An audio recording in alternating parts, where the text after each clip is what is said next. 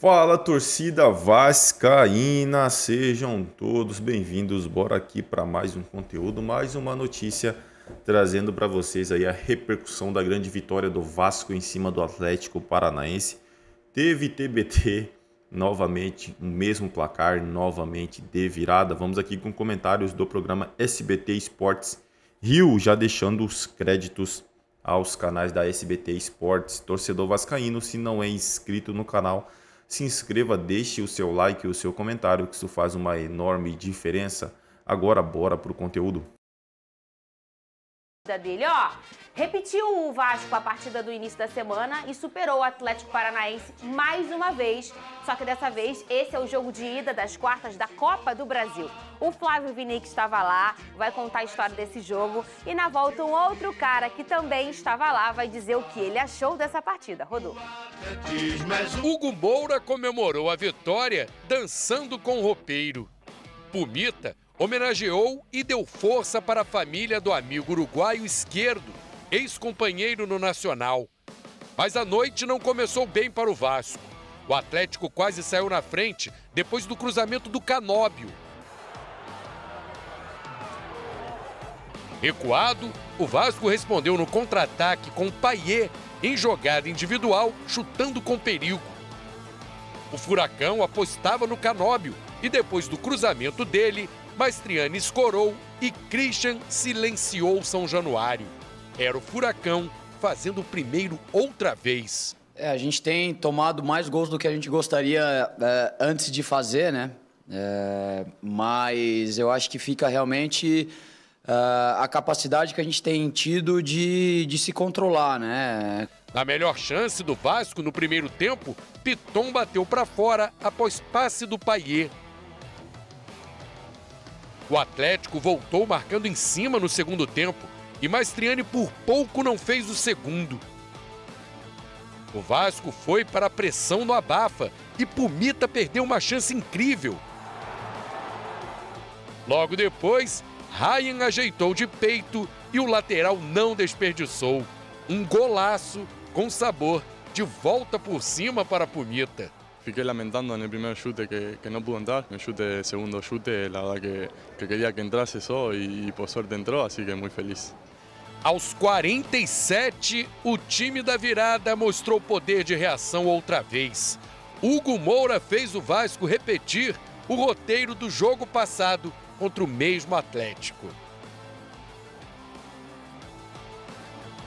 O Vasco dá um passo importante para chegar na semifinal da Copa do Brasil, o que não acontece há 13 anos. Para quebrar esse tabu, o time agora joga pelo empate a segunda partida lá em Curitiba daqui a 2 semanas.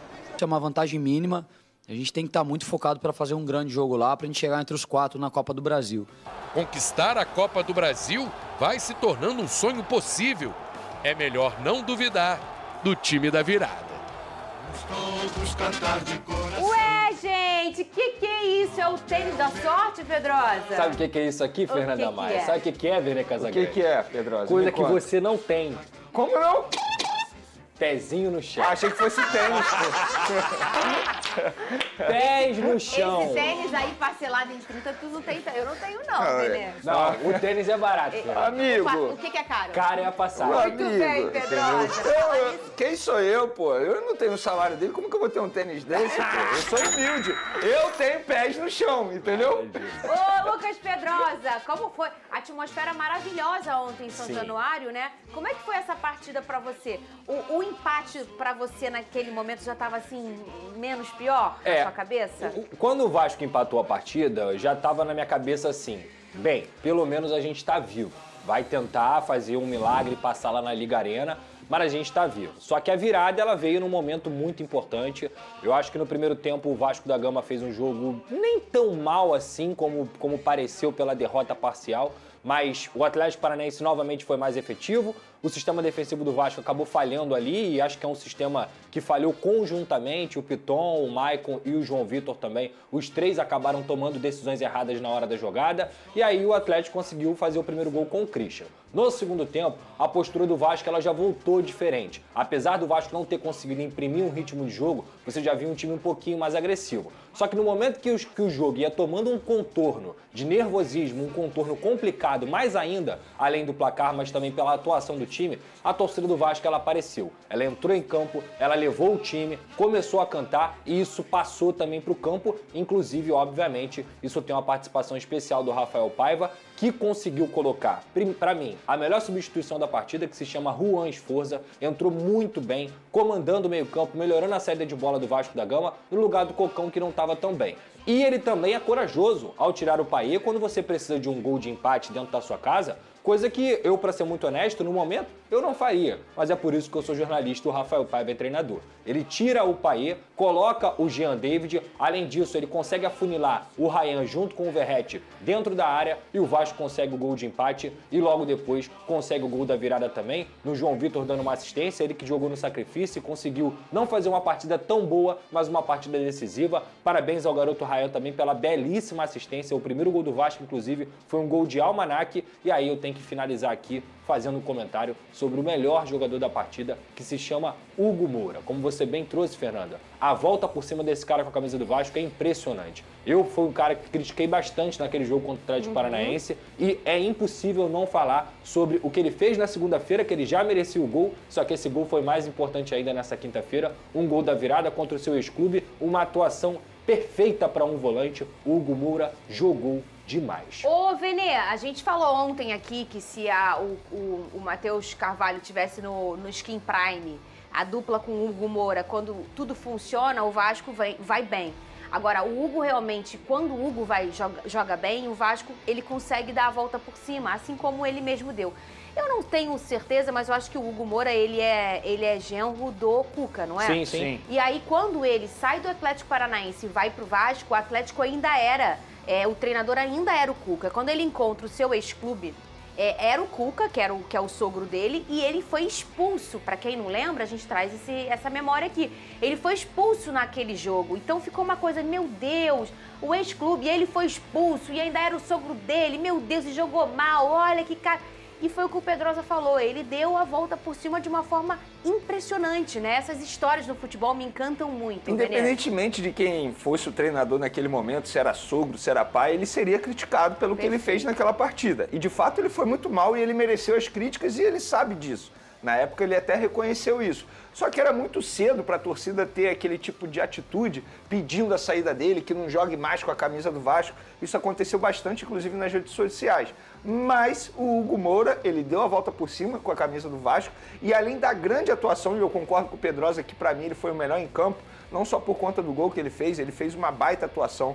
Importantíssimo no setor defensivo e também no setor ofensivo, chegando bem ao ataque, mas a entrevista dele depois do jogo é uma baita leitura, porque ele tá certo quando ele diz o seguinte, a gente tem que parar de ficar correndo atrás do placar o tempo todo, e tá certo. Não vai ser sempre que o Vasco vai ter, entre aspas, a sorte, porque não é sorte, é competência de conseguir uma virada, sobretudo diante de um adversário que a gente sabe que é chato de jogar, mas sem Fernandinho perde muito. Então a leitura de jogo dele está extremamente correta, além de ter feito uma baita partida, e ele deu um recado para os companheiros, para a torcida, dizendo, a gente ganhou, mas a gente não está satisfeito, porque não dá para ficar correndo atrás do placar o tempo todo, e ele certíssimo. Parabéns ao Hugo Moura pela partida de ontem, sensacional, deu a volta por cima e é isso, que continue desempenhando. Quem quiser mandar mensagem, é só mandar pro Pedrosa, que ele já abriu a fila do perdão. Eu sou o primeiro da fila. Você é o primeiro? Sou o primeiro. Ah, então você que é vascaíno, quiser entrar na fila do perdão pro Hugo Moura, é só mandar uma mensagem para o Pedrosa. Antes de mais nada, obrigado. Caiu na conta do Flamengo também. Ah, é? Vou sempre lembrar disso. Dinheiro mal gasto é dinheiro que não vale. O Hugo Moura tá fazendo valer. Ô, Pedrosa, nas últimas 11 partidas do Vasco em São Januário, são 7 vitórias, 4 empates e nenhuma derrota. Falamos ontem da fortaleza que é o Vasco dentro de São Januário, né, Pedrosa? E isso tem a ver com o trabalho do Rafael Paiva, Fernanda. Não tem como.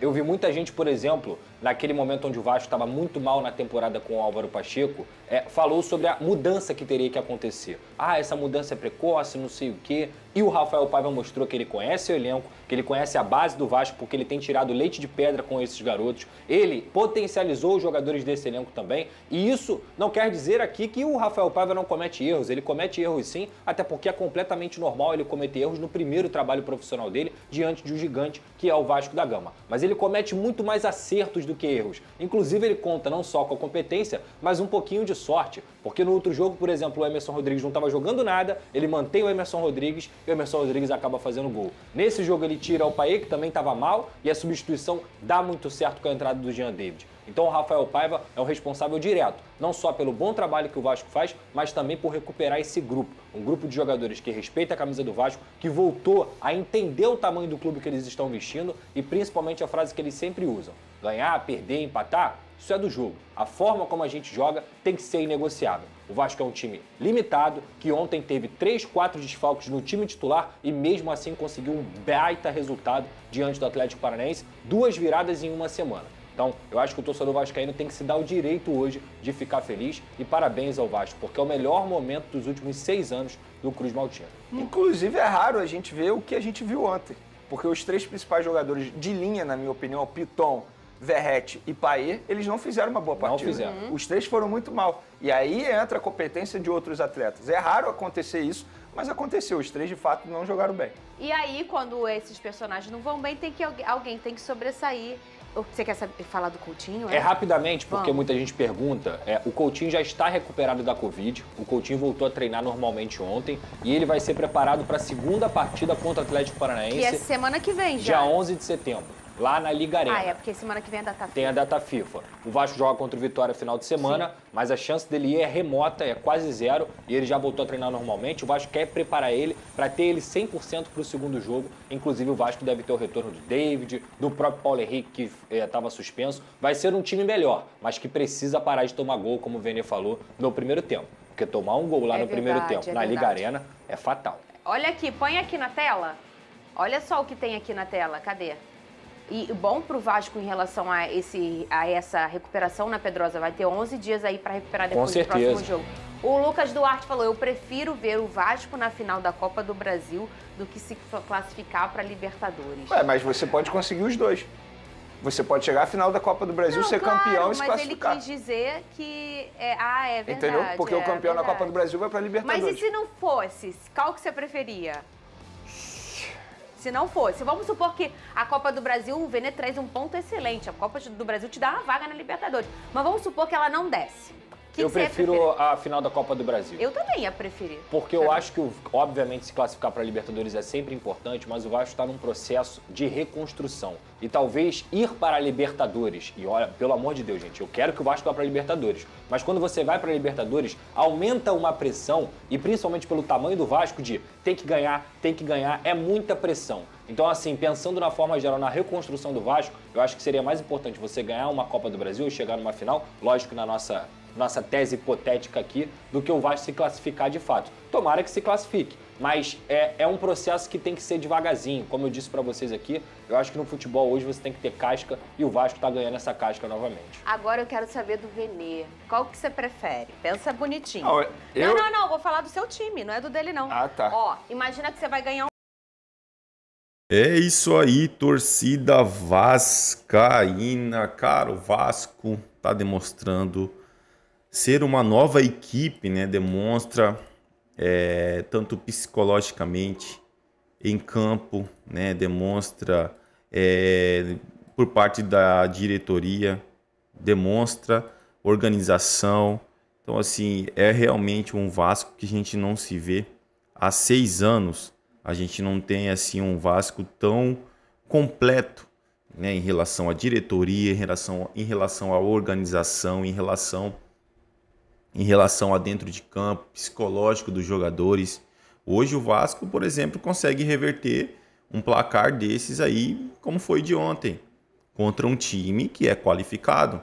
O Atlético Paranaense pode não estar vivendo um bom momento, mas é uma equipe muito qualificada. E o Vasco já é a segunda vez que consegue reverter um resultado que praticamente para todos estava perdido. Até os 30 do segundo tempo o Vasco estava perdendo. Então o Vasco hoje é uma equipe que está se mostrando ser muito completa.